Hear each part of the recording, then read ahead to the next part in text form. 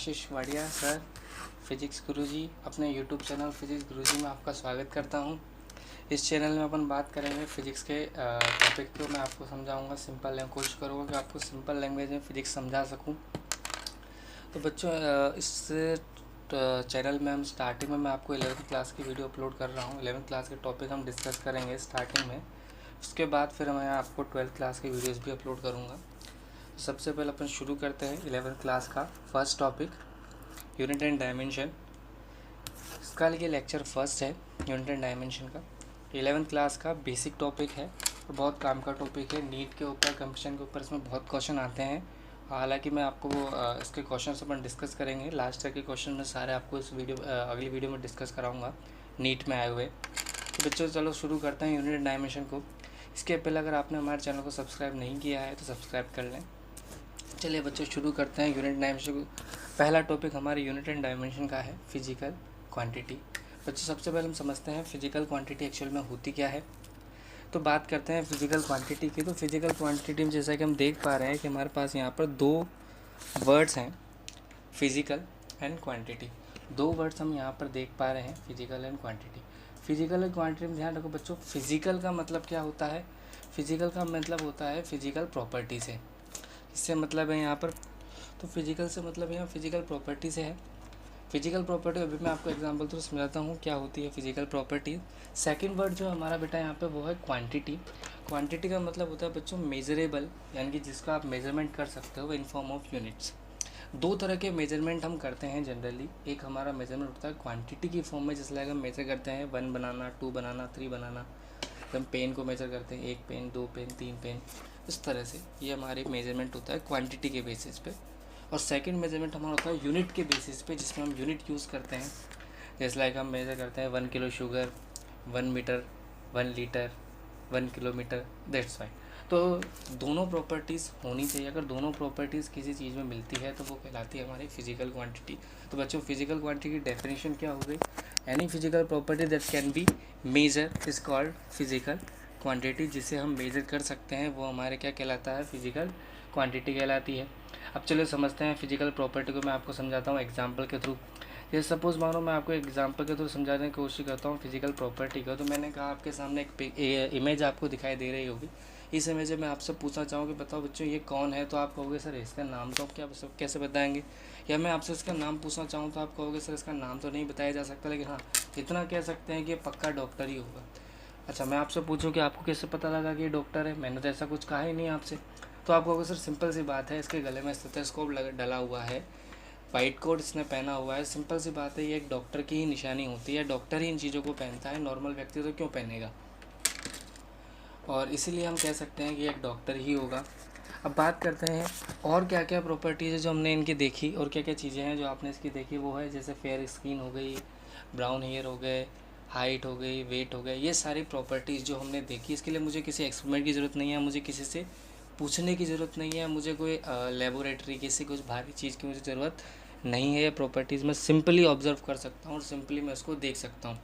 इन properties को ये बच्चों क्या कहा जाता है? फिजिकल प्रॉपर्टीज़ कहते हैं। इन सारी प्रॉपर्टीज़ को ही हम फिजिकल प्रॉपर्टीज़ कहते हैं। ये जो सारी प्रॉपर्टीज़ हम देख पा रहे हैं ये बच्चों क्या है? फिजिकल प्रॉपर्टीज़ है। अब इस फिजिकल प्रॉपर्टीज़ में बात करते हैं मेजरेबल कौन कौन सी है। तो सबसे पहले शुरू करते हैं कि स्टेथोस्कोप को मेजर कर सकते हैं क्या? नहीं, स्टेथोस्कोप को यूनिट की फॉर्म में मेजर नहीं किया जा सकता, इसीलिए ये एक फिजिकल क्वांटिटी नहीं है। वाइट कोट की बात करते हैं, वाइट कोट को भी मेजर कर सकते कि 1 किलो है कि 2 किलो है। इस तरह से मेजर नहीं हो सकता। या मीटर में कर दो या लीटर में कर दो, ऐसा कुछ यूनिट के थ्रू हम इसको मेजर नहीं कर सकते। तो ये भी फिजिकल क्वांटिटी नहीं है। फेयर स्किन भी मेजर नहीं कर सकती। हाँ, फेयर लवली वाले करते होंगे लेकिन यहाँ पर नहीं कर सकते। फेयर स्किन को हम मेजर नहीं कर सकते, इसलिए ये भी फिजिकल क्वांटिटी नहीं है। ब्राउन हेयर को भी हम मेजर नहीं कर सकते, ये भी फिजिकल क्वांटिटी नहीं है। हाइट को मेज़र किया जा सकता है, इसीलिए यह फिजिकल क्वांटिटी में आता है। हाइट को मेज़र करने के लिए यूनिट यूज़ करते हैं जनरली मीटर, ठीक है। और भी बहुत सारे यूनिट्स हम यूज़ करते हैं, फिट हो गया। वेट को भी मेज़र किया जा सकता है। तो यहाँ पर stethoscope, white coat, fair skin, brown hair ये फिजिकल क्वांटिटी नहीं है, जबकि हाइट और वेट जो है ये फिजिकल क्वांटिटी में आते हैं, क्योंकि इनके पास दोनों प्रॉपर्टीज़ अवेलेबल हैं। ये फिजिकल प्रॉपर्टी भी हैं और इनको मेजर भी किया जा सकता है। चलो एक और एग्जांपल के थ्रू मैं आपको इसको समझाता हूँ। एक और एग्जांपल लेते हैं अपन। आपके सामने एक टेबल है, मैं आपसे पूछूं इसमें हम क्या क्या ऑब्जर्व करते हैं, इसकी क्या क्या फिजिकल प्रॉपर्टीज़ होगी, तो आप कहोगे सर इसकी फिजिकल प्रॉपर्टीज़ क्या क्या है। कलर, मटेरियल, किस मटेरियल की बनी हुई है, क्या इसका शेप है, साइज में इसका हाइट हो गया, वेट हो गया। यहाँ पर हम देखें प्रॉपर्टीज़ कौन फिजिकल क्वांटिटी कौन कौन सी है, तो क्या कलर को हम मेज़र कर सकते हैं क्या, नहीं, कलर मेज़र नहीं होता बेटा, कलर को हम मेज़र नहीं कर सकते। मटेरियल को हम मेज़र नहीं कर सकते, मेज़रेबल नहीं होता। शेप मेज़रेबल नहीं है, मेज़र नहीं किया जा सकता। हाइट को वही से पहले वाली बात है, मेज़र किया जा सकता है। वेट को भी मेज़र किया जा सकता है। तो यहाँ पे हाइट और वेट फिजिकल क्वांटिटी है, colour, material, shape physical quantity नहीं है। अब चलिए समझते हैं सर रिप्रेजेंटेशन कैसे करें, कैसे दिखाएं, या हमें फिजिकल क्वांटिटी को दिखाने के लिए किन किन चीज़ों की ज़रूरत है उसकी बात करते हैं। तो बच्चों फिजिकल क्वांटिटी दिखाने के लिए हमें दो चीज़ों की ज़रूरत होती है। एक हमारा होता है न्यूमेरिकल वैल्यू यानी कि n, एक हमारा होता है यूनिट, यानी कि एक हमें न्यूमेरिक वैल्यू चाहिए n चाहिए और एक हमें u चाहिए। दोनों चीज़ें ज़रूरी है, दोनों में से अगर कोई एक भी चीज़ नहीं होगी तो इन्फॉर्मेशन इनकम्प्लीट मानी जाएगी, इन्फॉर्मेशन अधूरी इन्फॉर्मेशन होगी। ठीक है, समझते हैं एग्जाम्पल के थ्रू मैं आपको समझाता हूँ। सपोज़ मानो मार्केट में हम कोई चीज़ लेने जाते हैं, कोई वेट लेने जाते हैं, शक्कर लेने जाते हैं, तो हम कहते हैं भैया 5 किलो शक्कर दे देना, 2 किलो शक्कर दे देना, जो भी हमें क्वांटिटी चाहिए। ध्यान देना बच्चों, हमने जो मार्केट में कहा वो हमने कहा कि शुगर दे देना 2 किलो। हम जो बोलते हैं, मैं शॉर्ट में लिख देता हूँ, हम जो बोलते हैं शुगर बोल देते हैं कि 2 किलो शुगर दे देना। अब ध्यान देना यहाँ पे हमने यूनिट भी उसको बताई कि हमें किलो में चाहिए, और हमने न्यूमेरिक वैल्यू भी उसको बताई कि हमें 2 न्यूमेरिक वैल्यू चाहिए। सोचो अगर हम इसमें सिर्फ एक काम करते, हम सिर्फ आधी इन्फॉर्मेशन देते, हम कहते हैं कि नहीं आप तो सिर्फ किलो नहीं देते, हम तो बोलते सिर्फ भैया 2 देना, तो 2 का वो क्या मतलब समझेगा, क्या पता वो आपके 2 लपट टिका दे, क्योंकि 2 के उसको कोई इन्फॉर्मेशन नहीं मिली, तो ये इनकम्प्लीट इन्फॉर्मेशन है। या सिर्फ अगर मैं सिर्फ 2 ही नहीं बोलूँ, मैं सिर्फ बोलूँ कि 1 किलो दे देना, तो भी इन्फॉर्मेशन इनकम्प्लीट है। तो बच्चों हमें फिजिकल क्वांटिटी को दिखाने के लिए दोनों चीज़ें ज़रूरी है, हमें न्यूमेरिकल वैल्यू भी चाहिए और हमें यूनिट भी चाहिए। तो हमें 2 चीज़ों की रिक्वायरमेंट है, न्यूमेरिकल वैल्यू और यूनिट। जैसे इस एग्जांपल में आपके सामने 5 जो है वो न्यूमेरिक वैल्यू है, केजी जो है यूनिट है। और एग्जांपल लेते हैं, स्पीड है 100, यहाँ पर 100 यहाँ पर न्यूमेरिकल वैल्यू है, किलोमीटर पर आवर जो है यहाँ पे यूनिट है। और एग्जांपल देखते हैं, फोर्स में यहाँ पर 100 जो है,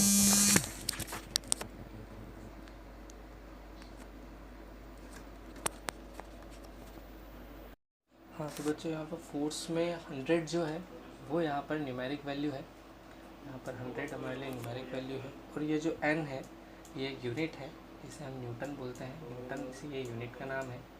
यहाँ पर n जो है ये यूनिट है। तो हमें दोनों चीज़ों की रिक्वायरमेंट होती है किसी भी फिजिकल क्वांटिटी को दिखाने के लिए। आगे चलते हैं, अगले टॉपिक पे बात करते हैं। इसके बाद बात करते हैं क्या सर हमें ये तो पता लग गया कि हमें n और u दो हमारी रिक्वायरमेंट होती है किसी भी फिजिकल क्वांटिटी को दिखाने के लिए, लेकिन क्या इन दोनों के बीच में कोई रिलेशन भी होता है क्या, इन दोनों के बीच में कोई रिलेशन होता है? तो हम बात करते हैं बिल्कुल बच्चों, इन दोनों के बीच में एक रिलेशन होता है, ये एक दूसरे के इन्वर्सली प्रोपोर्शनल होते हैं। इन्वर्सली प्रोपोर्शनल का मतलब क्या हुआ बच्चों, एक को बढ़ाते हैं तो दूसरा कम हो जाता है, दूसरा को कम करते हैं तो एक अगला बढ़ जाता है। कहने का मतलब अगर मैं n को इंक्रीज़ करता हूँ तो u डिक्रीज़ हो जाएगा, अगर मैं n को डिक्रीज़ करता हूँ तो u इंक्रीज़ हो जाएगा। उल्टा रिलेशन है, मतलब एक को बढ़ाते हैं तो दूसरा कम हो जाता है, दूसरे को कम बढ़ाते हैं तो पहला वाला कम हो जाता है, उल्टा रिलेशन है। इसको समझते हैं, मैं एग्जांपल के थ्रू आपको इसको समझाता हूँ। इसको क्लियर कर लेते हैं, एग्जांपल के थ्रू मैं आपको इसको समझाता हूँ कैसे। देखो मान लेते हैं कोई कैंडिडेट है ए, जिसके पास वो मार्केट से लेकर आता है, कोई वेट लेकर आता है, मान लेते हैं 5 kg वेट वो मार्केट से लेकर आता है। सेकंड कैंडिडेट है वो 5000 ग्राम वेट लेकर आता है। अब एक कैंडिडेट को लगता है कि यार जो वेट में लेकर आया हूँ, सपोज़ मैं इस वेट को शुगर नाम दे देता हूँ एग्जांपल के लिए, ये वेट मान लेते हैं शुगर है, या हाँ चलो ठीक है कोई भी वेट लेकर आता है 5 kg का, तो अब ए को लगता है कि यार मेरी जो क्वांटिटी है वो कम है, क्योंकि 5 कम लगा उसे एज़ कम्पेयर टू 5000। तो ए को लगता है कि 5000 के रिस्पेक्ट में 5 जो है वो कम लगता है। बस जबकि है दोनों बराबर। अब ऐसा क्यों? सिंपल सी बात है, जो ए ने क्वांटिटी यूज़ की है केजी, वो बड़ी क्वांटिटी है, लार्ज क्वांटिटी है, इसलिए हमारी न्यूमेरिक वैल्यू छोटी हो गई। और जो बी ने ग्राम क्वांटिटी जो यूज़ की है, यानी कि जो यूनिट यूज़ की है ग्राम, वो बड़ी छोटी यूनिट है, इसलिए उसकी न्यूमेरिक वैल्यू बढ़ गई। यानी कि अगर हम यूनिट को छोटा लेते हैं, छोटी यूनिट यूज़ करते हैं, तो हमारी न्यूमेरिक वैल्यू बढ़ जाती है। बड़ी यूनिट यूज़ करते हैं तो न्यूमेरिक वैल्यू छोटी हो जाती है। जैसे कि इस एग्जांपल में KG is a larger unit, और ग्राम जो है वो छोटी यूनिट है, तो न्यूमेरिक वैल्यू अपने आप चेंज हो गई। एक और एग्जांपल लेते हैं। देखो, जैसे एक कैंडिडेट है, उसके पास 100 रुपीज़ का नोट है एक, और एक बी कैंडिडेट, उसके पास 10 नोट्स हैं 10 रुपीज़ के। अब ए को लगता है यार, जब वो बी से मिलता है उसको लगता है यार बी के पास ज़्यादा पैसा है, जबकि दोनों के पास बराबर पैसा है। हम जानते हैं दोनों चीज़ें बराबर है। क्वांटिटी न्यूमेरिक वैल्यू यहाँ पर 1 जो है, मैं लिख देता हूँ यहाँ पे, ये जो 1 है ये हमारी न्यूमेरिक वैल्यू है, और यहाँ पर ये जो 10 है ये न्यूमेरिक वैल्यू है। अब बी की न्यूमेरिक वैल्यू ज़्यादा क्यों है? क्योंकि सिंपल सी बात है, उसकी जो यूनिट उसने यूज़ की है ये यूनिट है,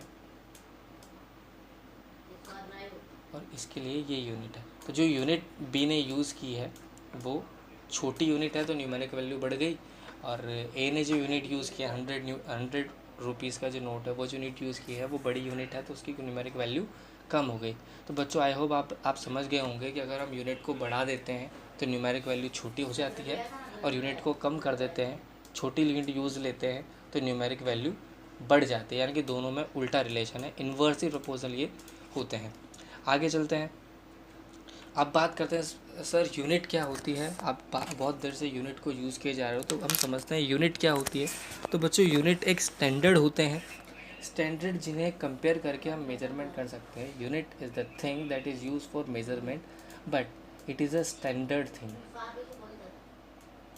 ये स्टैंडर्ड थिंग्स होते हैं, स्टैंडर्ड्स होते हैं, जिन्हें हम कंपेयर करके मेजर कर पाते हैं, या मेजर करने के लिए हम इसको यूज़ में, ये स्टैंडर्ड्स होते हैं। अब स्टैंडर्ड्स कहाँ से बने? ये हमने ही स्टैंडर्ड डिसाइड किया है, हमने ही इसको स्टैंडर्ड बनाया है। सपोज़ जैसे मैं आपको एग्जांपल के थ्रू समझाता हूँ। अब स्टैंडर्ड हर किसी के अलग अलग हो सकते हैं।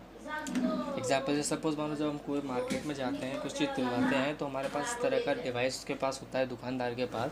एक साइड पर वो गुड्स रखता है जिसको वो मेज़र करना चाहता है, जिसको कंपेयर करना चाहता है, और दूसरी साइड पर वो कुछ बाट यूज़ करता है, जैसे 1 kg 2 kg 5 kg, अलग अलग शेप एंड साइज़ के बार होते हैं, जिन बार को हम वेट बार कहते हैं। ये वेट बार बच्चों उनके लिए यूनिट का काम करता है, मतलब वो इन वेट बार से कंपेयर करके मेजरमेंट करता है, तो उसके लिए ये वेट बार ही स्टैंडर्ड बन जाते हैं। यानी कि ये वेट बार उसके लिए स्टैंडर्ड है, वो इससे कंपेयर करके मेजरमेंट करता है, और हमें कोई भी ऑब्जेक्ट हमें तोल के दे देता है। तो यहाँ पर ये जो वेट बार है वो स्टैंडर्ड है। ये स्टैंडर्ड किसने बनाया? भैया उसने तो मार्केट से ख़रीदे होंगे, उसने घर पे तो बनाए नहीं। हाँ, लेकिन बहुत से लोग घर पे क्या करते हैं, अलग अलग शेप एंड साइज़ के स्टोन्स को एज ए स्टैंडर्ड यूज़ कर लेते हैं, उसी से मेजरमेंट करना शुरू कर देते हैं। तो ये स्टैंडर्ड्स हैं, इन स्टैंडर्ड्स को यूज़ करके उसने मेजरमेंट किया, तो ये हमारे स्टैंडर्ड कहलाते हैं। आगे देखो, जैसे हमें लेंथ मेज़र करनी है, तो एक स्केल हमने वॉल पे बना दिया, तो ये जो स्केल है यही हमारे लिए स्टैंडर्ड का काम करेगा। अब मैं इससे कंपेयर करके मेजरमेंट कर रहा हूँ, तो स्टैंडर्ड कुछ भी हो सकते हैं जिससे हम कंपेयर करके मेजरमेंट कर सकते हैं, वो हमारे स्टैंडर्ड होते हैं। इन स्टैंडर्ड को ही हम क्या कहते हैं? यूनिट कहते हैं। ये स्टैंडर्ड ही हमारे लिए यूनिट बन जाते हैं।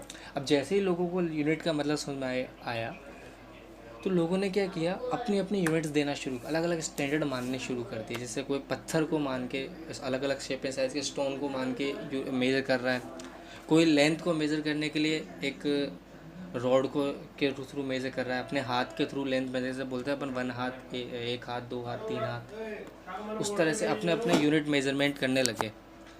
ठीक है, तो लोगों ने अपनी अपनी, अब बात करते हैं यूनिट का मतलब समझ गए कि स्टैंडर्ड वैल्यूज होती है जिनसे कंपेयर करके हम मेजरमेंट कर सकते हैं। अब आगे बात करते हैं यूनिट की कैरेक्टरिस्टिक्स क्या होती है। अगर हम कोई स्टैंडर्ड यूनिट बनाते हैं तो उसकी क्या क्या कैरेक्टरिस्टिक्स होती है वो हम जानने की कोशिश करते हैं, क्या क्या कैरेक्टरिस्टिक्स होती है,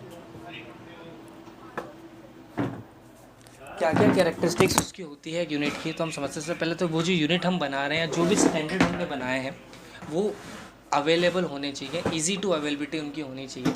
ऐसा नहीं है, सपोज़ मानो हमने कोई स्टैंडर्ड तैयार किया, या हमने सपोज़ मानो 1 kg को हमने स्टैंडर्ड बनाया, एक वेट हमने बनाया जो 1 kg है। अब सपोज़ मानो वो लोगों तक पहुँचा ही नहीं, तो लोग मेजर कैसे करेंगे, उसको यूज़ कैसे करेंगे अगर वो लोगों तक अवेलेबल ही नहीं है तो। ठीक है, तो वो ईज़ी टू अवेलेबल होना चाहिए, ईज़ी टू यूज़ होना चाहिए।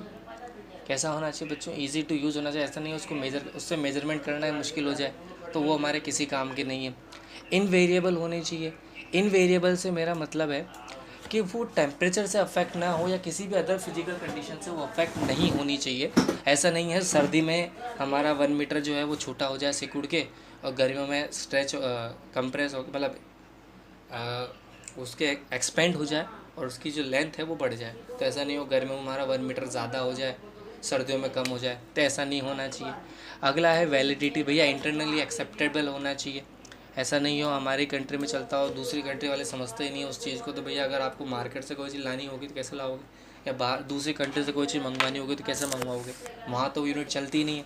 तो ये सारी प्रॉपर्टीज़ एक यूनिट में होनी चाहिए, तो ही हम उसे यूनिट कह सकते हैं, तो ही उसे हम सबके लिए वो हेल्पफुल हो सकती है। अब बात करते हैं कौन कौन सी बेस क्वांटिटीज़ हैं कि हमें ज़रूरत क्या थी। तो हमें 3 क्वांटिटीज़ हमारे लिए फंडामेंटल क्वांटिटी बच्चों क्या होती है, वो क्वांटिटी जो हमारी नीड है, यानी कि ये तो हम मेज़र करते ही करते हैं रोज़मर्रा की ज़िंदगी में। ये 3 चीज़ें तो हम मेज़र करते हैं। जनरली हमारे पास 3 बेसिक क्वांटिटीज़ होती है जिन्हें हम फंडामेंटल क्वांटिटीज़ कहते हैं, जो हमारे लिए ज़रूरी है। इनमें सबसे पहले है लेंथ, सेकंड है हमारी मास, और थर्ड है टाइम। ये 3 हमारी कॉमन चीज़ें हैं जो कि हर बार हमारे पास डेली लाइफ में यूज़ होती है, या जिनको हम एवरीडे लाइफ में यूज़ करते ही हैं। ये हमारी फंडामेंटल क्वांटिटीज़ है जिनके बिना हमारा काम नहीं चलता। हम रोज़मर्रा की लाइफ में अलग अलग शेप में जैसे लेंथ को मेज़र करते हैं, जैसे डिस्टेंस हो गई एक टाइप की लेंथ है, हाइट हो गई एक टाइप की लेंथ है, ठीक है। मास को हम जनरली मेज़र करते हैं, ठीक है, और टाइम। ये हमारी 3 फंडामेंटल क्वांटिटी है कि हम कह सकते हैं 3 रिक्वायरमेंट है कि हमें इन तीनों की तो मेजरमेंट हमें करना ही होता है। अब इनको मेज़र करने के लिए लोगों को यूनिट समझ में आ गई कि भैया स्टैंडर्ड होते हैं, तो लोगों ने क्या किया, इन चीज़ों को मेज़र करने के लिए, फंडामेंटल यूनिट्स को मेज़र करने के लिए, फंडामेंटल क्वान्टिटीज़ को मेज़र करने के लिए अपनी अपनी यूनिट्स दे दी। अपने अपने यूनिट्स देने का मतलब अलग अलग अपने अपने यूनिट्स बना ली। कैसे, इन्हें हम एंशिएंट यूनिट्स बोलते हैं।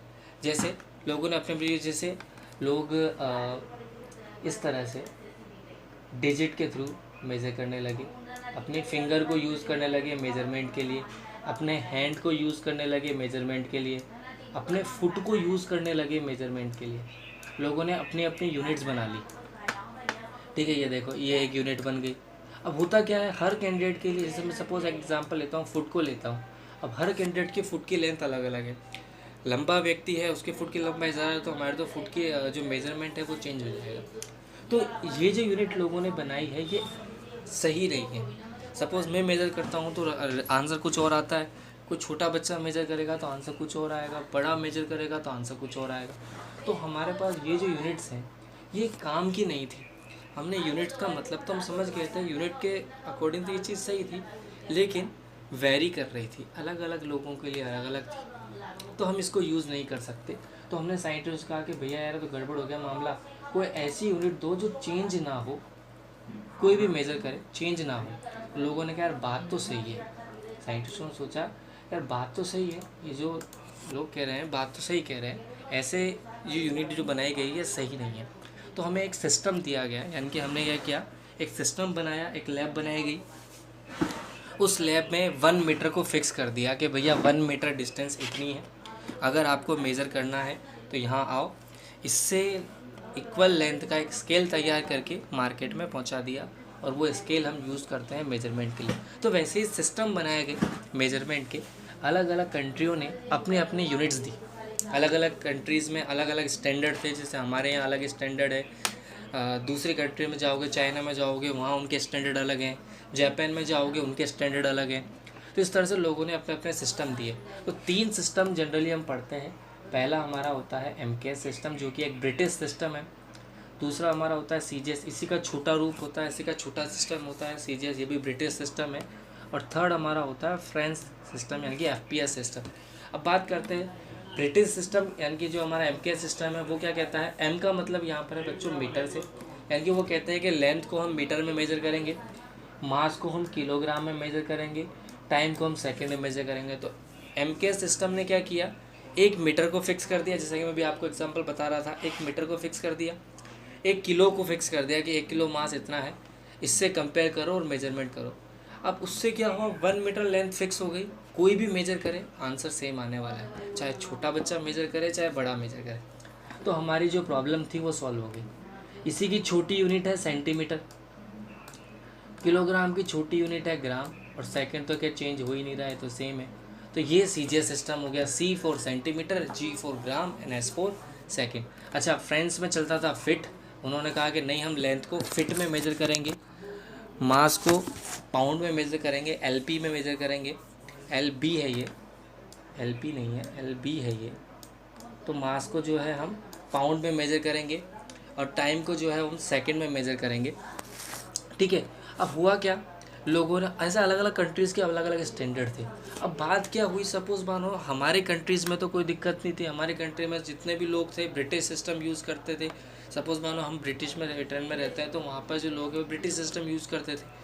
अब हमें कोई दिक्कत नहीं थी, हमारे लिए 1 मीटर फिक्स था, 1 kg फिक्स था, कोई प्रॉब्लम नहीं थी। अब सपोज़ मानो मुझे कोई चीज़ बाहर से मंगवानी है, मुझे कोई चीज़ फ्रांस से मंगवानी है, अब वहाँ के लोग फिट को यूज़ करते हैं, पाउंड को यूज़ करते हैं।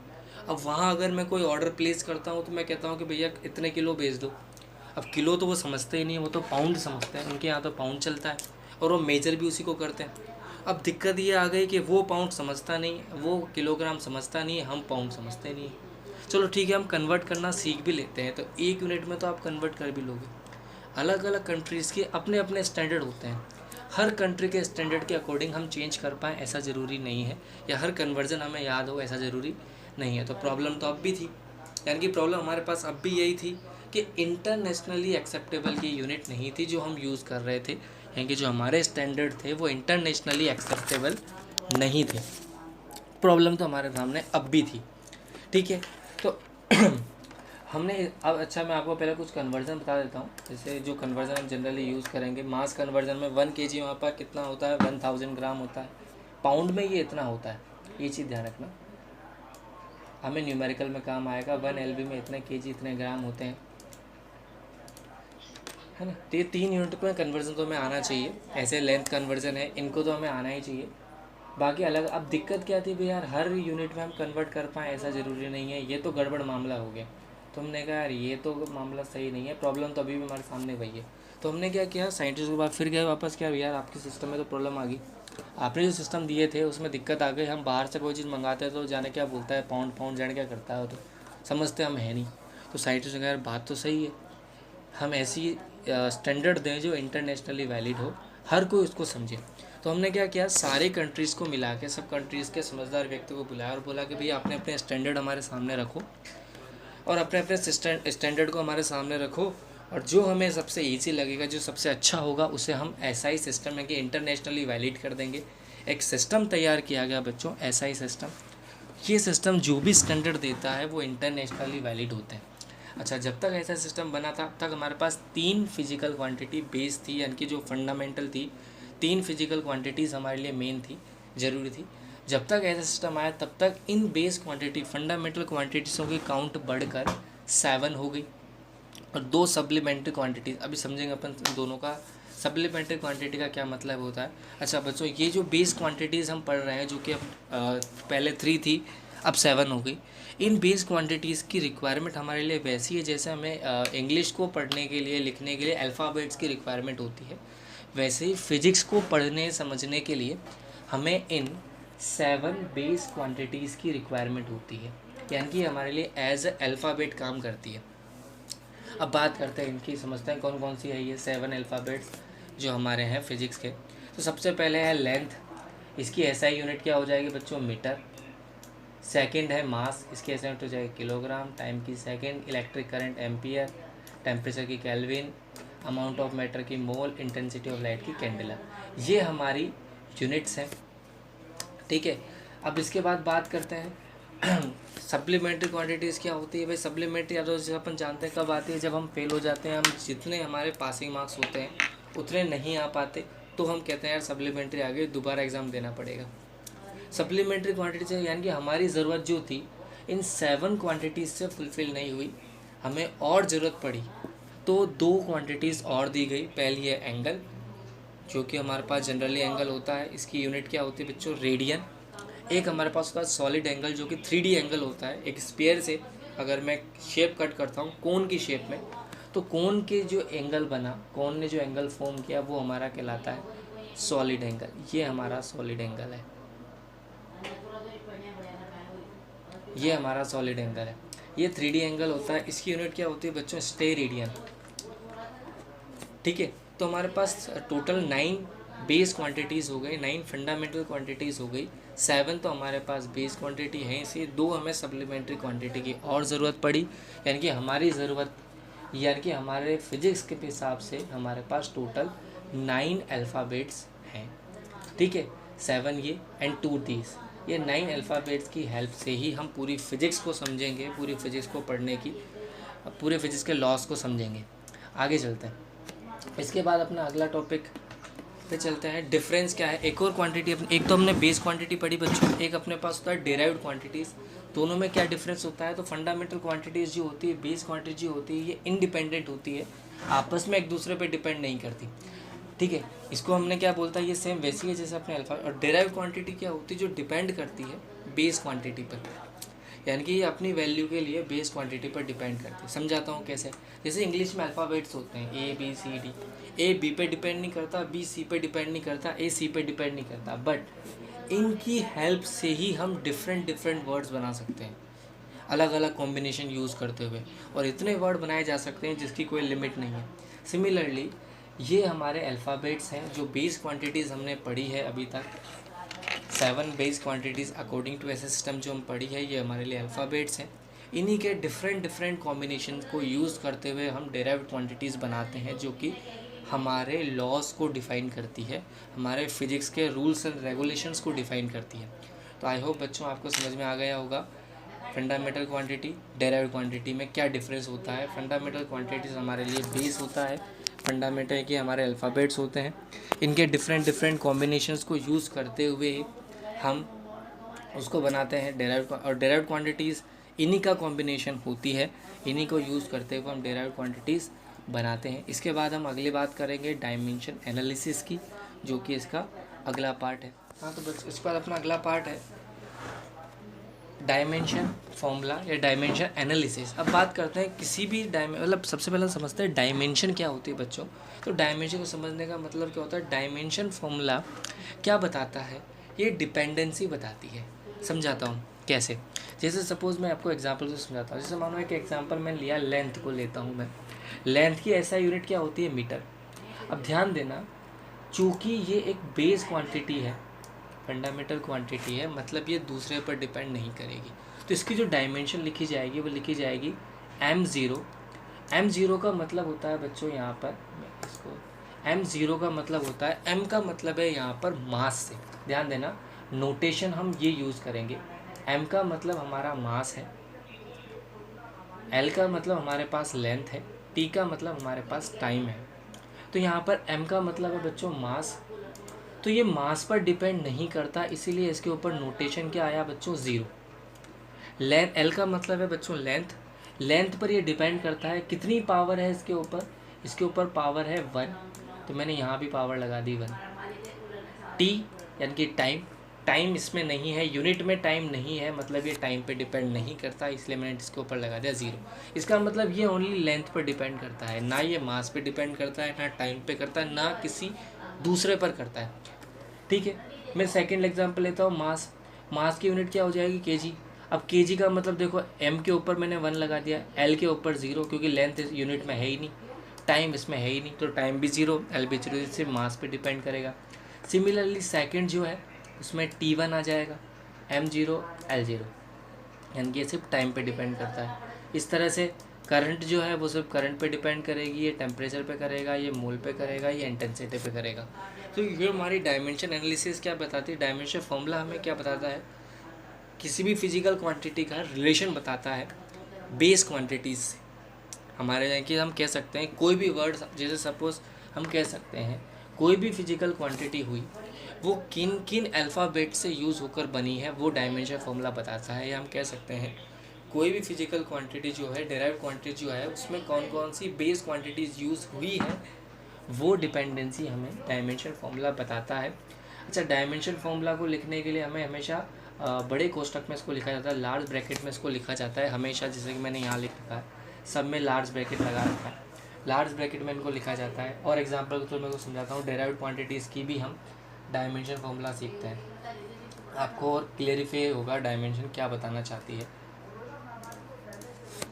आगे चलते हैं। जैसे हमारे पास बात करते हैं डिस्टेंस, डिस्प्लेसमेंट तो क्या लेंथ ही है, उसके तो क्या बताना है। स्पीड और वेलोसिटी की बात करता हूँ, ध्यान देना, स्पीड और वेलोसिटी ऐसा यूनिट क्या हो जाएगी इसकी, मीटर पर सेकेंड। 9th क्लास में आपने पढ़ी होगी। फॉर्मूला बच्चों होता है इसका डिस्टेंस अपॉन टाइम। डिस्टेंस को हम एस से रिप्रेजेंट करते थे और टाइम को हम टी से रिप्रेजेंट करते थे। तो डिस्टेंस अपॉन टाइम या डिस्प्लेसमेंट अपॉन टाइम हमारा क्या होता था, स्पीड या वेलोसिटी होती थी। ऐसा यूनिट क्या हो जाएगी, मीटर पर सेकेंड। अब ध्यान देना, मास इसमें नहीं है इसलिए मैंने m को 0 कर दिया, क्योंकि यूनिट में kg नहीं आ रहा। लेंथ के लिए यहाँ पर मीटर देखा जाता है, तो मीटर है तो मैंने लेंथ के ऊपर 1 लगा दिया। टाइम के लिए सेकंड देखा जाएगा, टाइम है लेकिन बटा में है तो मैंने -1 कर दिया, तो डायमेंशन हो जाएगी L1 T -1। यानी कि दो क्वांटिटी पर डिपेंड कर दिया बच्चों। इसको बनाने के लिए हमें किसकी ज़रूरत है, हमें लेंथ की भी ज़रूरत है और हमें टाइम की भी ज़रूरत है। हमें दो चीज़ों की ज़रूरत है, लेंथ और टाइम, इसको बनाने के लिए। सेम ऐसे अगली यूनिट देखते हैं, एक्सेलरेशन। इसका फॉर्मूला होता था change in velocity upon time. ऐसा यूनिट होती है इसकी मीटर पर सेकेंड। इसके बाद तो ध्यान रखना, किलोग्राम है ही नहीं तो m को 0 कर दिया। लेंथ है तो L1 T -2, यानी कि सिंपल सी बात है, लेंथ पे भी डिपेंड करती है, टाइम पे भी डिपेंड करती है। एरिया L × B सुना होगा आपने, ऐसा यूनिट होती है इसकी मीटर स्क्वायर। तो यहाँ मैंने L2 स्क्वायर कर दिया। यहाँ पर टाइम नहीं है इसलिए T लिखने की ज़रूरत नहीं है, यानी कि सिर्फ ये लेंथ पर डिपेंड करती है। वॉल्यूम के लिए हमारा होता है LBH, length breadth and height. ऐसा यूनिट हो जाएगी मीटर क्यूब, डायमेंशन हो जाएगी L3। ये हमारा हो जाएगा। फोर्स का हमारा होता है मास इंटू एक्सेलरेशन। तो मास के लिए आ जाएगा kg, मास के लिए देखो मैंने यहाँ लिख दिया पहले m1, और एक्सेलरेशन के डायमेंशन भी अपन यूज़ कर ही चुके हैं। तो ये मास हमारा हो जाएगा m और ये हमारा हो जाएगा a। तो m और a मिलकर, यानी कि ये मास पर भी डिपेंड करती है, लेंथ पर भी करती है और टाइम पर भी करती है। सिमिलरली एनर्जी का हो जाएगा हमारे पास जूल, इसकी डायमेंशन हमारे पास होती है m1 L2 T -2। ये भी मास, लेंथ और टाइम तीनों पर डिपेंड करती है। तो बच्चों, डायमेंशन फॉर्मूला जो होता है वो इस चीज़ को बताता है कि कौन सी फिजिकल क्वांटिटी या कोई भी, चाहे वो डेराइव हो चाहे बेस हो, किन किन पर डिपेंड करती है, डिपेंडेंसी ये शो करता है। ठीक है, आई होप बच्चों आप समझ गए होंगे। अब बात करते हैं सर इससे फ़ायदा क्या हुआ, हम क्यों ऐसा कर रहे हैं। तो बच्चों, इसका सबसे बड़ा फ़ायदा, इसके यूजेस मैं आपको समझाता हूँ क्या क्या यूजेस हैं। तो सबसे पहला यूज़ तो क्या है, इन फिजिकल क्वांटिटियाँ की डायमेंशन एनालिसिस को यूज़ करते हुए हम फिजिकल क्वांटिटी को कन्वर्ट कर सकते हैं from one system to another system. एक सिस्टम से दूसरे सिस्टम में जाने के लिए हम यूनिट को यूज़ कर सकते हैं। समझाता हूँ कैसे। ठीक है, अच्छा, डायमेंशन एनालिसिस का एक सबसे बड़ा फ़ायदा, डायमेंशन फॉर्मूला लिखने का सबसे बड़ा फ़ायदा क्या है कि यूनिट चेंज होने पर भी डायमेंशन फॉर्मूला चेंज नहीं होता। कहने का मतलब ये है, मास को आप केजी में मेज़र करो तो भी डायमेंशन m1 ही होगी, ग्राम में मेज़र करो तो भी डायमेंशन m1 ही होगी। तो यानी कि यूनिट चेंज करने से डायमेंशन में कोई फ़र्क नहीं पड़ता, उसकी पावर्स में कोई फ़र्क नहीं पड़ता। ठीक है, अब मैं समझाता हूँ एग्जांपल के थ्रू। सपोज़ मान लेता हूँ दो कैंडिडेट हैं ए और बी। ए मार्केट से 1 किलो राइस लेकर आता है और बी मार्केट से 1000 ग्राम राइस लेकर आता है। दोनों चीज़ें बराबर है। अगर मैं देखा जाऊँ तो ध्यान रखना, यहाँ पर ए की क्वांटिटी को कैसे दिखाओगे आप, N1U1। N1 क्या है यहाँ पे, इसके कारण जो न्यूमेरिक वैल्यू यूज़ की गई, जाहिर सी बात है यूनिट चेंज हुई है तो न्यूमेरिक वैल्यू चेंज होगी सही, इसलिए मैंने N1U1 कर दिया। ऐसे ही सिस्टम 2 की यूनिट को कैसे दिखाएंगे अपन, इस तरह से N2U2। न्यूमेरिक वैल्यू चेंज हो गई, यूनिट भी चेंज हो गई। यूनिट इसने ग्राम यूज़ की, उसने किलोग्राम यूज़ की, तो उसको मैंने U1 कह दिया, इसको मैंने U2 कह दिया, इसको मैंने N1 कह दिया, इसको मैंने N2 कह दिया। है दोनों चीज़ें बराबर, हम जानते हैं दोनों चीज़ें बराबर है, तो हम यहाँ पर लिख सकते हैं N1U1 = N2U2 लिखा जा सकता है। अब मैंने क्या किया, यूनिट को मैंने डायमेंशन के फॉर्म में लिख दिया। तो देखो मैं किस तरह से लिखूँगा, M1 A L1B T1C। मुझे नहीं पता यूनिट जो उन्होंने यूज़ की उसकी पावर क्या लगेगी, या कोई भी यूनिट हो सकती है स्पेशली, तो हमने M1 के ऊपर A लिख दिया, जो भी उसकी पावर होगी, L1 के ऊपर B, T1 के ऊपर C। अच्छा, यहाँ पर हमने पावर सेम यूज़ की है, सेकंड सिस्टम में हमने पावर सेम यूज़ की है, बस M2 L2 T2 कर दिया। रीज़न क्योंकि यूनिट चेंज हो गई है। यहाँ पर M जो है वो kg में है, तो यहाँ पर M जो है वो ग्राम में होगा, इसलिए मैंने इसको अलग कर दिया, यहाँ पर लेंथ अगर मीटर में है तो यहाँ सेंटीमीटर में होगी, इसीलिए हम इसको चेंज कर रहे हैं। ठीक है, अब बात करते हैं, आगे चलते हैं। इसमें से अगर मैं N2 निकालना चाहूँ तो N2 निकालेंगे तो ये बटा में चला जाएगा, तो N1/M1 की पावर A, L1 की पावर B, T1 की पावर C, इस तरह से बटा में आ जाएगा M2 की पावर A, L2 की पावर B, T2 की पावर C। इसी को यूज़ करते हुए, इस फॉर्मूला को यूज़ करते हुए ही हम कन्वर्ट करते हैं from one system to another system. Example के थ्रू मैं आपको इसको समझाने की कोशिश करता हूँ। एग्जाम्पल लेते हैं एक क्वेश्चन की फॉर्म में, इसके को मैं समझाता हूँ आपको। सबसे पहला मेरा क्वेश्चन है 1 न्यूटन फोर्स को मुझे सीजीएस सिस्टम में कन्वर्ट करना है, ये मेरा क्वेश्चन है। अब देखो उसको कैसे कन्वर्ट करना है। तो सबसे पहले मैं इसमें दो सिस्टम हमें दिए गए हैं, एक हमारे पास MKS सिस्टम है और एक हमारे पास CGS सिस्टम है। क्वेश्चन के अकॉर्डिंग हमें MKS से CGS में जाना है,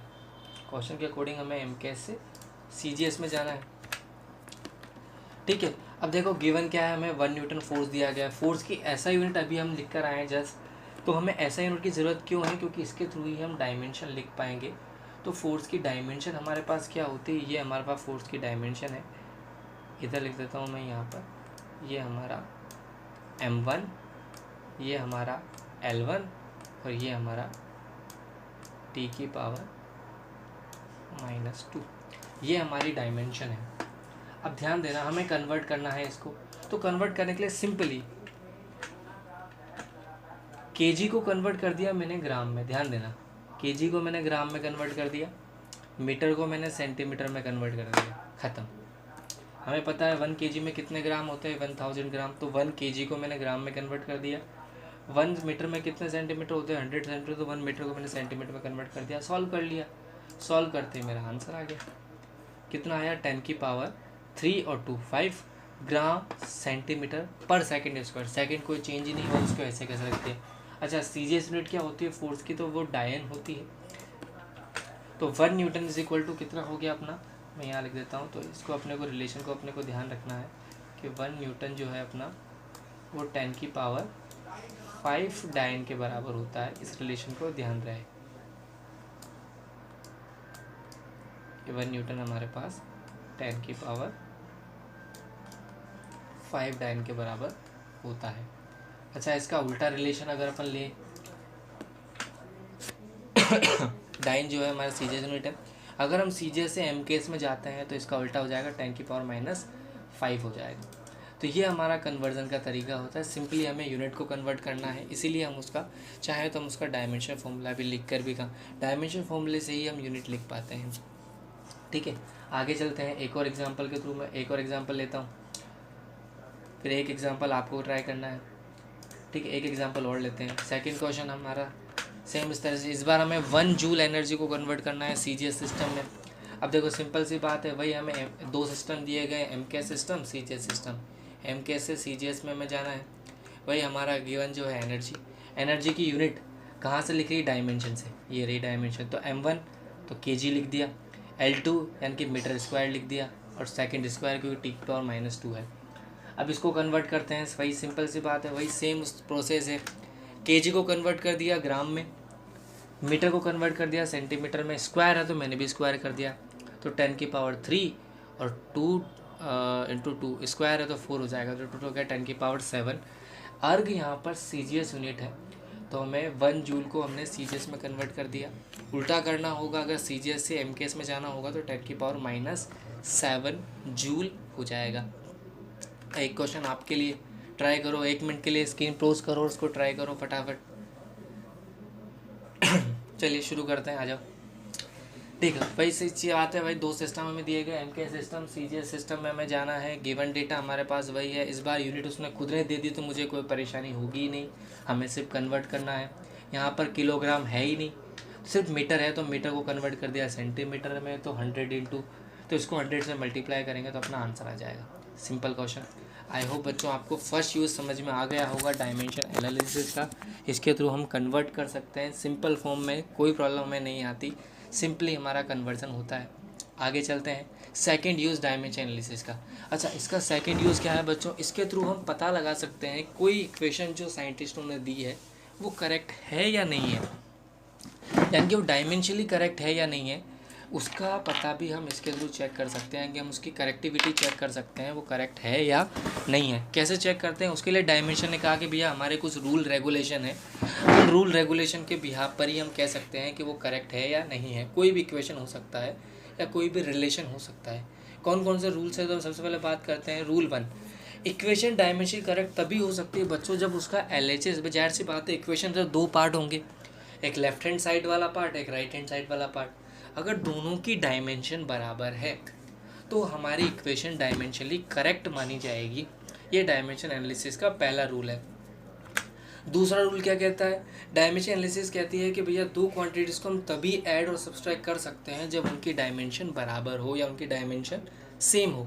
यानी कि अगर हम A और B को जोड़ रहे हैं, A + B अगर किसी फॉर्मूले में यूज़ हुआ है तो सिंपल सी बात है भैया दोनों की डायमेंशन बराबर होगी, A की डायमेंशन B की डायमेंशन के बराबर होनी चाहिए। थर्ड यूज़ होता है अगर हम मल्टीप्लाई डिवाइड कर रहे हैं तो उनकी डायमेंशन डिफरेंट हो सकती है, ठीक है। फोर्थ यूज़ है ट्रिग्नोमेट्रिक फंक्शन हो गए, कांस्टेंट हो गए, लॉगरिथम फंक्शन हो गए, एक्सपोनेंशियल फंक्शन हो गए, एंगल्स, ये सब डायमेंशन लेस होते हैं, इनकी डायमेंशन नहीं होती। इन रूल्स को यूज़ करते हुए ही हम डायमेंशन फॉर्मूला उनकी करेक्टिविटी चेक करते हैं कि वो करेक्ट है या नहीं। चेक करते हैं एग्जाम्पल के थ्रू, मैं को समझाता हूँ। Take some examples. सबसे पहला एग्जाम्पल, हमें इक्वेशन दी गई है v = u + at, हमें प्रूफ करना है बताना है कि ये करेक्ट है या नहीं। चेक करते हैं बच्चों। सबसे पहले बात करते हैं v = u + at पर जाते हैं, तो हमें यहाँ पर देखो v जो है वो हमारी क्या है, फाइनल वेलोसिटी है, u जो है वो हमारी इनिशियल वेलोसिटी है, a जो है हमारा एक्सेलरेशन है, उसकी डायमेंशन मैंने साथ लिख दी है, t जो है हमारा टाइम है। अब हमें देखो सिंपल सी बात है, हमें हमारे रूल्स ध्यान रखने हैं। रूल्स क्या होते हैं देखो, सबसे पहला LHS RHS बराबर होना चाहिए। तो यहाँ पर LHS जो है मैं आपको लिख के बता देता हूँ। LHS क्या है अपना, तो ये वाली साइड जो है इक्वल की इधर वाली साइड, ये हमारी LHS कहलाती है, और ये वाली साइड जो है ये हमारी RHS कहलाती है। तो अगर दोनों साइड की डायमेंशन अगर बराबर हो जाएगी तो हम कह देंगे कि भैया ये सही है। दूसरा देखो, हमें सबसे पहले क्या देखना है बच्चों, मैं आपको एक तरीका बताऊं सोल्व करने का। सबसे पहले आप ये सर्च करो क्या कोई क्वांटिटी ऐड या सब्सट्रैक्ट तो नहीं हुई, क्योंकि अगर ऐड या सब्सट्रैक्ट हुई होगी तो हम कह सकते हैं कि दोनों की डायमेंशन बराबर होगी। तो हम यहाँ लिख सकते हैं u की डायमेंशन = at की डायमेंशन। अब इसको सॉल्व करते हैं, आ जाओ, इसको मैं क्लियर कर देता हूँ, पहले इसको सॉल्व करते हैं आगे।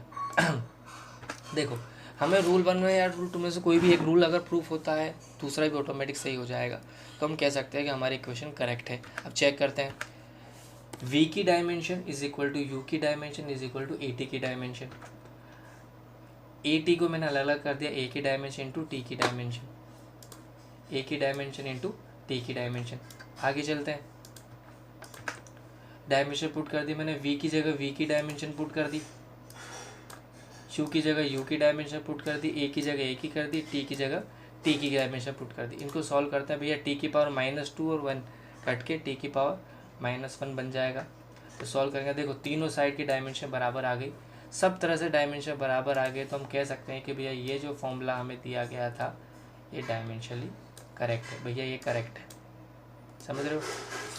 क्लियर हुआ? एक और क्वेश्चन लेते हैं और अच्छे से क्लियर करते हैं। इसके और क्वेश्चन कराऊंगा बच्चों, टेंशन ना लें, इसके बहुत सारे क्वेश्चन अपन करने वाले हैं। इसके न्यूमेरिकल सेशन में मैं आपको इसके खूब सारे क्वेश्चन में प्रैक्टिस कराऊंगा आपको, ताकि आपके कंसेप्ट क्लियर हो जाए, टेंशन ना लें। एक और एग्जांपल लेते हैं, हमारे सामने क्वेश्चन का पैटर्न मैंने चेंज कर दिया। हमारे पास एक इक्वेशन है y = a sin at + b।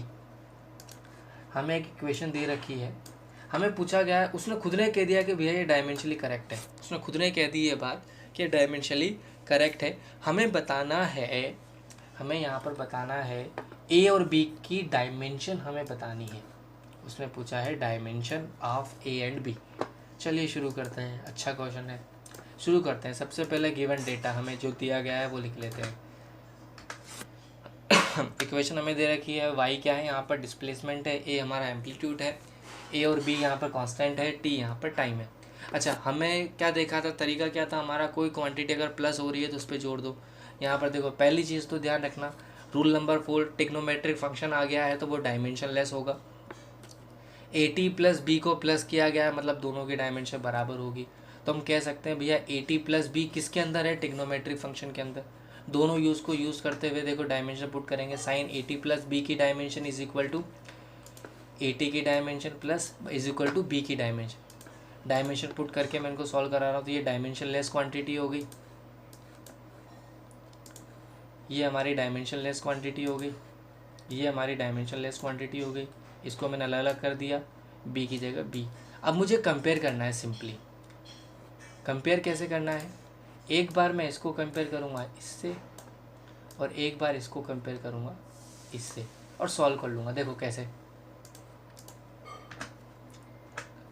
ये देखो मैंने पहला वाला कंपैरिजन किया है, ये मेरा पहला वाला कंपैरिजन है, ये मेरा पहला कंपैरिजन है। तो यहाँ से ए को इधर रखूँगा, टी इधर चला जाएगा तो टी बटा में चला जाएगा तो -1 हो जाएगा। तो ए की डायमेंशन तो हमें मिल गई यहाँ पर। इस तरह से बी को कंपेयर करोगे तो डायमेंशन लेस क्वांटिटी आएगा, तो बी की डायमेंशन हमें वैसे मिल जाएगी और ए की डायमेंशन हमें मिल जाएगी टी की पावर -1 जाएंगे। सिंपली हमें कंपैरिजन करना है और आंसर आ जाएगा। तो ये हमारा तरीका था सॉल्व करने का। दूसरा पैटर्न है ये, इस पैटर्न पे काफ़ी अच्छे से क्वेश्चन आपको पेपर में मिलते हैं, नीट के एग्जाम में इस पैटर्न पे बहुत सारे क्वेश्चन अपन करने वाले हैं, डोंट वरी। ठीक है, अब बात करते हैं अगले यूज़ पे। आई होप बच्चों आपको क्लियर हुआ। अगले क्वेश्चन पे चलते हैं। अगला यूज़, थर्ड यूज़ क्या होता है बच्चों, अब तक अपन ने क्या किया, डायमेंशन फॉर्मूले को एनालिसिस को यूज़ करते हुए रिलेशन चेक किया कि करेक्ट है या नहीं है। थर्ड यूज़ हमारा होता है हम रिलेशन डिड्यूस कर सकते हैं, रिलेशन बना सकते हैं अगर हमें डायमेंशन फॉर्मूला दिया गया है तो, यानी कि इसके थ्रू हम डायमेंशन एनालिसिस के थ्रू हम रिलेशन भी बना सकते हैं, रिलेशन डेराइव भी कर सकते हैं। समझाता हूँ कैसे। एक क्वेश्चन हम लेते हैं हमें एक क्वांटिटी क्वेश्चन दिया गया है, centimetre acceleration depends on mass velocity and radius of circular path, deduce relation between them. अब देखो हमें इसके रिलेशन डिराइव करना है। सबसे पहले हमें गिवन क्या है, तो उसने कहा सेंटीमीटर एक्सेलरेशन जो है वो 3 क्वांटिटीज़ पर डिपेंड है, मास पर भी डिपेंड है, वेलोसिटी पर भी डिपेंड है। ये ध्यान रखना, यहाँ थोड़ा सा मिस्टेक है, ये इसको मैं सही कर देता हूँ, इधर लिख देता हूँ। ये मास के ऊपर पावर ए है, ठीक है। तो मास के ऊपर पावर ए, वेलोसिटी के ऊपर पावर बी आर। ऐसा मैंने ऐसा क्यों किया कि मुझे नहीं पता कि इसका फॉर्मूला क्या है, तो मैंने पावर ए बी सी कर दी क्योंकि मुझे इसका फॉर्मूला अभी नहीं पता। आगे सॉल्व करते हैं।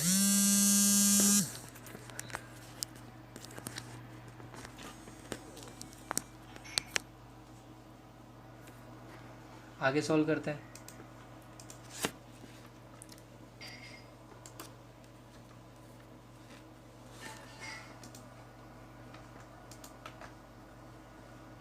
ठीक है, अब यहाँ पे देखो m क्या है, यहाँ पे मास है, v वेलोसिटी है, a एक्सेलरेशन है, r जो है रेडियस है, डायमेंशन मैंने साथ में लिख दी है जो भी इनकी डायमेंशन थी। अब इसको सॉल्व करते हैं, आगे चलते हैं। तो देखो यहाँ पर मैंने कहा कि a की dimension is equal to m की डायमेंशन के ऊपर पावर a लगा दी, v की डायमेंशन के ऊपर पावर b लगा दी और r की डायमेंशन के ऊपर पावर c लगा दी। अब मैंने इनकी डायमेंशन पुट कर दी है, ये मैंने यहाँ पर इनकी डायमेंशन को पुट कर दिया है। m की जगह मैंने m1 पुट कर दिया, v की जगह मैंने l1 t की पावर -1 पुट कर दिया, r की जगह मैंने l1 पुट कर दिया। ठीक है, अब देखो m के साथ यहाँ पर m जैसा और कोई यहाँ नहीं दिख रहा, तो m के ऊपर मैंने एक ही रख दिया। l 2 जगह आ रहा है, यहाँ भी आ रहा है, यहाँ भी आ रहा है, तो l के ऊपर मैंने b + c कर दिया। टाइम a की जगह है तो t की पावर -b। अब हमें कंपेयर करना है मास को मास से, लेंथ को लेंथ से, टाइम को टाइम से, एक दूसरे से कंपेयर करना है। देखो कंपेरिजन करके, तो मैंने मास को कंपेयर किया तो देखो मास यहाँ पे है, यहाँ पे है, तो a के ऊपर, मास के ऊपर पावर क्या है, इधर a है, इधर 0, तो a की पावर, a की वैल्यू कितनी आ गई, 0। तो भैया हमें एक वैल्यू तो मिल गई। अब ए की वैल्यू 0 आने का मतलब क्या हुआ, ये क्वांटिटी एक्सेलरेशन जो है ये मास पर डिपेंड नहीं करती। आगे चलते हैं, लेंथ को कंपेयर करते हैं। लेंथ को कंपेयर करने पर देखो b plus C is equal to आ जाएगा 1, और इस तरह से अगर हम टाइम को भी कंपेयर करें तो टाइम को कंपेयर कर देखो minus B is equal to कितना आ जाएगा, माइनस का, तो b की वैल्यू आ गई 2, तो हमें दूसरी वैल्यू भी मिल गई। b की वैल्यू यहाँ रखोगे तो c की वैल्यू मिल जाएगी। अब हमें सीधा कुछ नहीं करना, a b c की वैल्यू हमारे फॉर्मूले में रखनी है और आंसर निकाल लेना है। तो जब आप इसको अपने फॉर्मूले में रखोगे तो आपको रिलेशन मिल जाएगा, m की पावर 0 हो गई, v के ऊपर स्क्वायर हो गया, r के ऊपर माइनस बनेगी बटा में, यानी कि एक्सेलरेशन का फॉर्मूला अपना क्या हो गया, v स्क्वायर बाई r हो गया। तो हमें सेंटीमीटर एक्सेलरेशन का फॉर्मूला मिल गया। आई होप बच्चों आपको ये क्वेश्चन समझ में आया होगा।